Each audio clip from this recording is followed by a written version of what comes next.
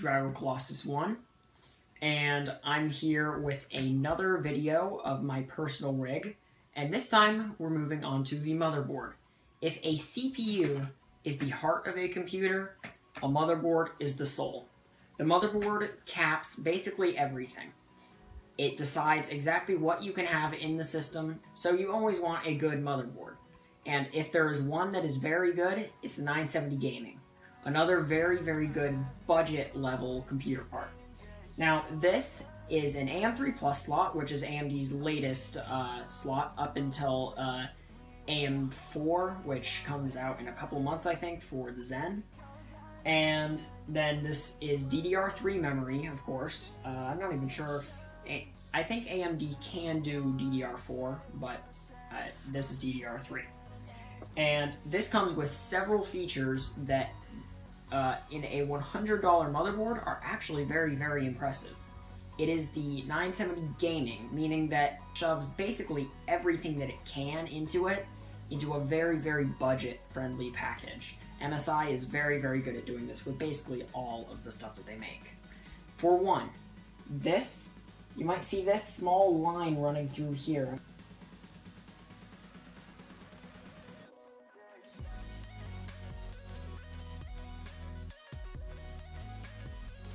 That is a completely separate PCB only for the sound.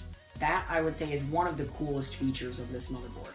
The sound is very good using a technology they call Audio Boost 2. And it has a whole setup. It basically has an app for it, and you can control all the different settings through there, and they're all very good, very easy to manage. And then in terms of LAN, it does not have a slot to install a LAN card flat on the motherboard. You would need to do that using a PCIe slot. But it has what is called Killer E2200, which is using a LAN port in the back, a Ethernet port, and it deciphers whether or not the streaming going on is to do with games. And if it is, it amps up the power and focuses almost solely on that, which is very good for a game like Smite or Dota. And then, in terms of the boot menu on this motherboard, it is top of the line. It has what's called the Overclock Genie. With just one simple click, it overclocks your computer for you. Everything's done, you just move on, that's all you have to do. Overclocks the FX 6300 Black Edition to 4.1 gigahertz, which is a little bit high for me since the I only have a stock cooler. But it does work perfectly. Now, in terms of the ports on the back, it has 8 USB 2.0s and 2 USB 3s. These ones at the top here are special. They are red, and what that means is that they are made specifically for gaming. They have a faster reaction time using more gold plating inside. I'm not entirely sure if that actually makes it faster. I think it just makes it more durable, but they claim that it makes it faster. So, just gonna go ahead with that.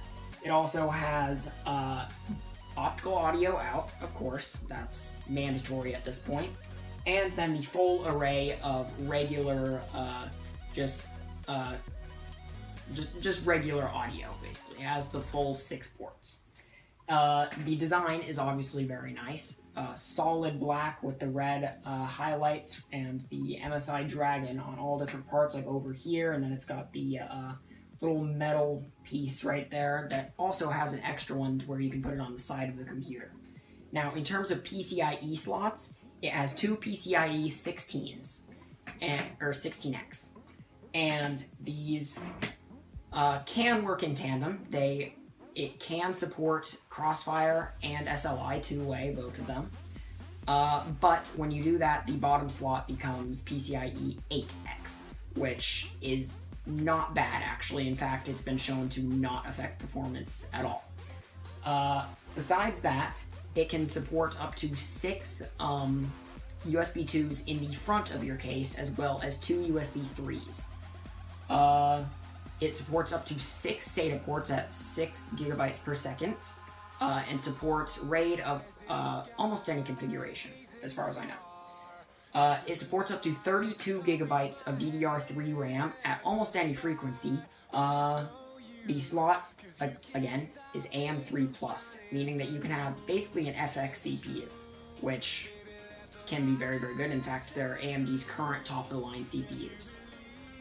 So this motherboard, in terms of budget, is very, very good. If you want a budget-friendly motherboard that is going to get you all of the features of a high-end motherboard, just it might not look quite as good as, say, like the Armor series, which, who needs that? That's kind of more of just a luxury. If you're going for Skylake or something like that, then obviously this wouldn't work in the first place. But for a $100 motherboard, it performs perfectly, and I could not have asked for any more. Hey, welcome to my YouTube channel. Hopefully you enjoyed the video. Of course you did, otherwise you wouldn't still be here right now. Remember to leave a rating and tell me what you thought in the comments. And hit that subscribe button before you go.